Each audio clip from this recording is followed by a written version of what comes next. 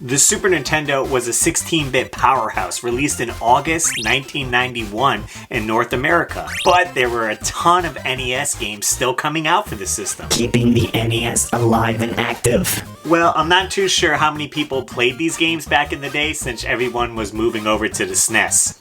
Wait, what did you say? SNES. Nobody calls it that. It's Super NES or Super Nintendo. Get it right, you're gonna lose subscribers. Well, with that said, I'm RussLyman, and this is Rob. I bet you say NES too. And welcome to Top 3 Tuesday, where we're breaking down the top games that came out after the SNES was launched.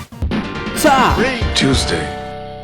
Oh man, Rob, we got a big list of games this week for you. Well, they are on the NES, so they probably are great. Okay, I can see why you're a little biased. Let's get into it. Gargoyle's Quest 2 was released in October of 1992, and how fitting with it being a spooky game. You actually play as Firebrand, the gargoyle who was in Ghost and Goblin's first level, and this is a prequel to that Game Boy game. As for gameplay, it plays a little bit like an RPG where you get to visit towns and find information, but there's also platforming where Firebrand can shoot magic, cling to walls, and you have a meter so he can drop off, but you'll eventually grow that meter. Really fun game, a lot of cool mechanics, pretty difficult, but definitely one you don't want to miss.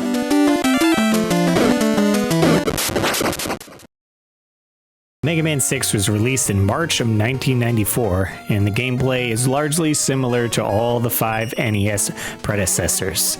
You got different robot masters that you go up against, beat them, and you steal their weapon and move on to the next. It's like a game of rock, paper, scissors, knowing what weapon hurts the other robot masters. Instead of Rush, though, they do give you these power-ups where Mega Man has these abilities where he's super strong or could take flight, so that was kind of a new added thing to the game.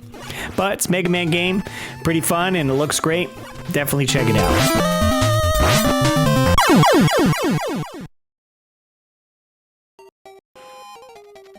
The Flintstones Surprise at Dinosaur Peak, releasing in October 1993. I'm not sure how many people were able to play this game. It is quite a rare one. Perhaps if you went to Blockbuster Video, you rented this for the weekend, but you get to play as Fred and Barney, and you can switch between them at any moment. Barney has the slingshot, and Fred has his club to take care of enemies. Barney's also able to swing on poles, and Fred can climb up ledges like that. So they have some pretty fun mechanics. It's a platforming game. Definitely fun and worth a try.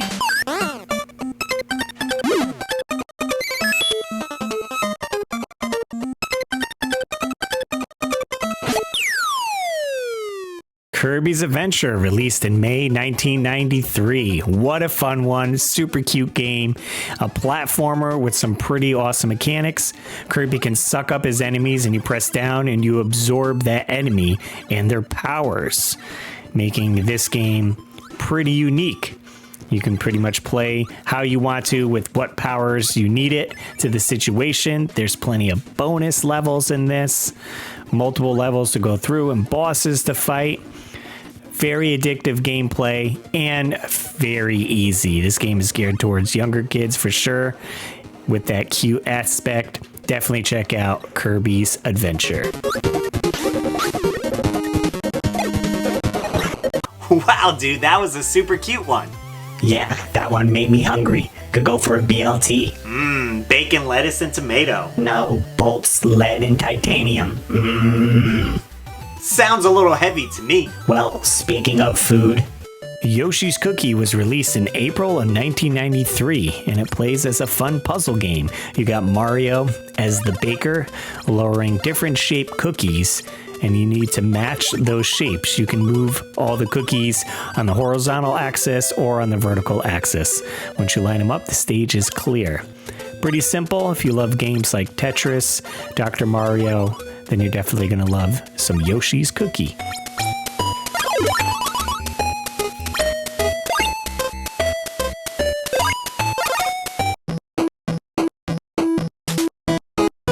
DuckTales 2, releasing in June 1993, is the sequel to the first game on the NES. Now, you can choose where you like to begin first with the map screen, similar to the first game, but they added new mechanics. Uncle Scrooge can now hang from items, and there is more exploration where you could return to the levels again and again. And you get this little screen after you beat a level as like a shop where you can buy some items helping you along the way.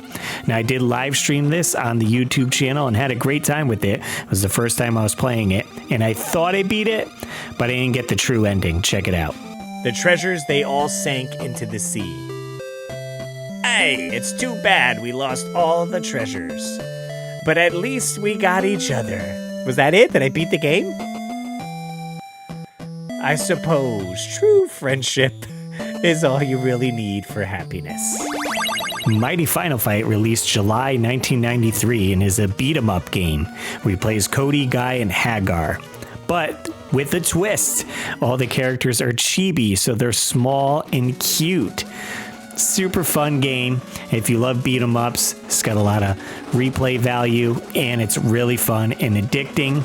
And I just love that they look so cute and like harmless, and they're beating the heck out of each other.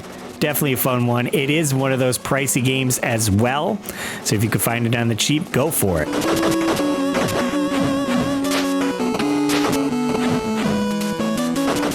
That one was a fun one for sure. I love some beat 'em ups. A cute 'em up. That's actually the term for shooters that are cute. Cute 'em ups. I think it could work here too.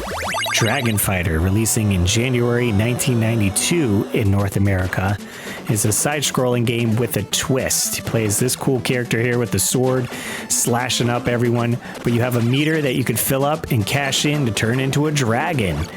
Now it becomes a side-scrolling shooter game with projectiles. You can't shoot backwards, so that makes it a little bit difficult with enemies on screen, and it does run out, so you have to use it at the right time, maybe save it for a boss, or if there's a whole bunch of enemies you can't defeat.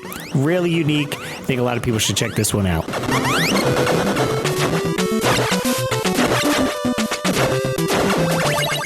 Tiny Toon Adventures released in December 1991 and is a platform game where you play as Buster Bunny and you can choose a secondary character, Plucky Duck, Dizzy Devil, or Furball to help you along on your adventure. Now you're running around collecting carrots, jumping on enemies, and you pop balloons to get special one-ups, or you can unlock your secondary character. Like here, using Dizzy Devil, and if you hold down the B button, he spins, and the other characters have special abilities. When you're Buster, he just runs really fast because he's a rabbit. It's a really fun platformer. A lot of people played it, I'm sure, and watched the cartoon. Definitely a fun one.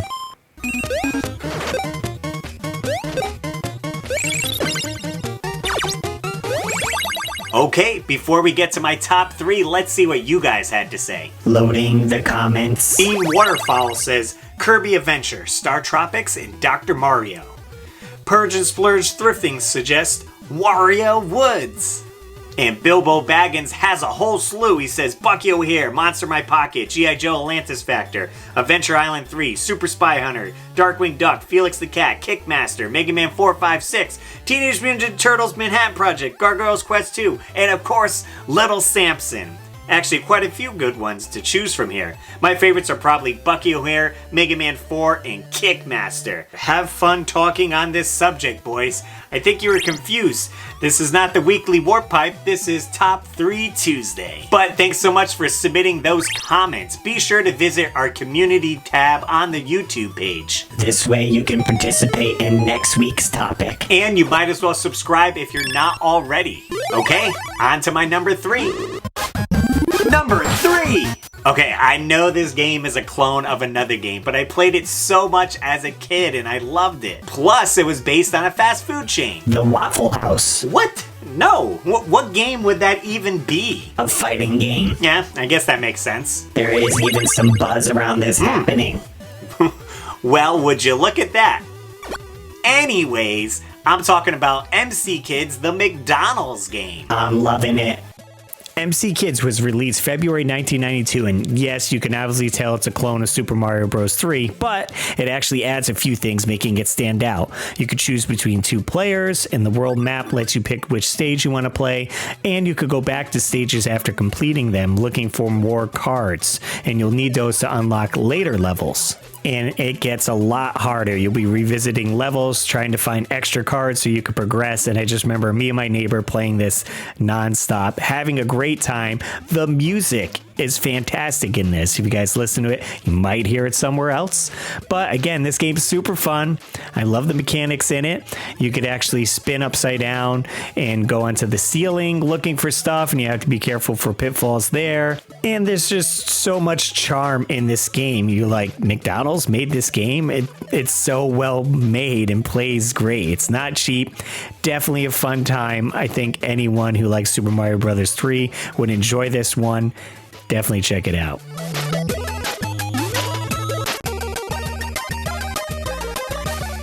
Okay, I'm kind of impressed that McDonald's pulled that off. I know, right? I think it came out at the right time, and they certainly picked an awesome game to clone it after. Number 2!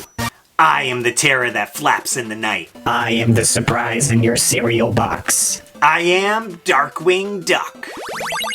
Darkwing Duck, releasing in June 1992, was based on the Disney cartoon of the same name. It plays a lot like Mega Man with some added details, and it's a fantastic platformer. Already being a big Batman fan, I was behind Darkwing Duck. I enjoyed DuckTales, and this takes place in the same universe, and it has a lot of mechanics similar to that game as well. You get to choose where you want to begin, and much like in DuckTales 2, Darkwing Duck can grapple from things. So again, it's like Mega Man, but it added some stuff. You do get a gun, different types of weapons you can use, and although the game is based on a cartoon, that doesn't make it easy. This one's definitely a tough one with so many platforming precision that you need jumping on these hooks and these moving platforms as well. Definitely a callback to Mega Man and the hard difficulty of that game, but this one's super fun and addicted to play. If you enjoyed the TV show at all, you would definitely enjoy this game. Let's get dangerous.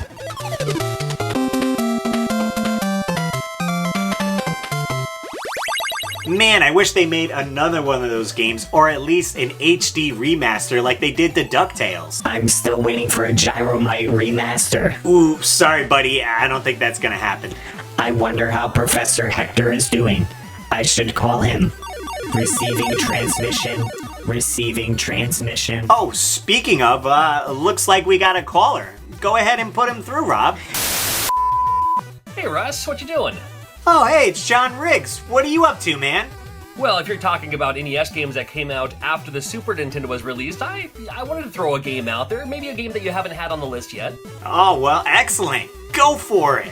I'm telling you, it goes for a pretty penny nowadays. Not too bad though, but you definitely got to check out a game called Kickmaster. Now, Kickmaster, something about the graphics, something about the music, I couldn't tell you exactly. I couldn't quite place my finger on what it is exactly. But this game is outstandingly amazing. I think it would be on a lot of people's best games lists if this game would have come out in 1989, 1990, somewhere in there. That's one of the things about these games that come out after the Super Nintendo was released. So many people jumped to the Super Nintendo bandwagon, but so many great NES games still came out during that life cycle of the NES. With Kickmaster, it's in the name. You're kicking everyone, everything. But the good news is, whenever you defeat an enemy, it drops something, and you get to choose what you want to pick up. Do you want more experience? Do you want more magic? Do you want more health? You get to choose as it's falling down, which I think is super, super cool too. And as it goes through, the game is just an amazing experience. You pick up your little magic along the way too. The best graphic of any NES game I've ever seen isn't from Batman, isn't from Super Mario Brothers, isn't from Blaster Master. It's in Kickmaster. One of the bosses, this boss with all these wolves and everything, my number one favorite NES graphic is in Kickmaster. And some of the other bosses look great too, but if you haven't checked out Kickmaster, definitely one you should add to your list.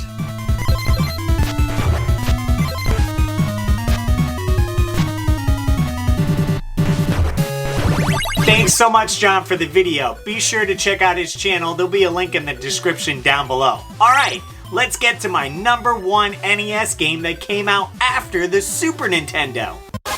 Number 1! Shatterhand, released in December 1991 and has some resemblance to other NES titles, but somehow stands out and still feels familiar. If this plot doesn't scream early 90s, I don't know what does. Set in the year 2030, a group of military renegades known as Metal Command, led by General Gus Grover, are seeking to conquer the world by building an army of cyborg soldiers. Steve Herman, a young police officer from the Bronx, ends up losing both his arms during a skirmish with members of Metal Command. After the incident, Herman is offered two specially developed cybernetic arms developed by the Law and Order Regulatory Division, LORD, to replace the ones he lost. Herman accepts the offer and becomes an agent codenamed Shatterhand, who is now tasked with the mission to defeat Metal Command. Talk about a backstory. So awesome. Now, once you beat the first level, it does open up and you can choose where you want to go, much like a lot of these games, Mega Man, DuckTales, Darkwing Duck that we talked about. And again, this is a very familiar game. It kind of mimics a lot of different games. You can see Ninja Gaiden in this, Batman, but you get some different things here. You got these crates you could break, and once you get 3 of those special symbols, you get a little helper robot that helps you out, shooting projectiles. Very fun game, super cool mechanics, one that I think a lot of people will enjoy if they gave it a shot.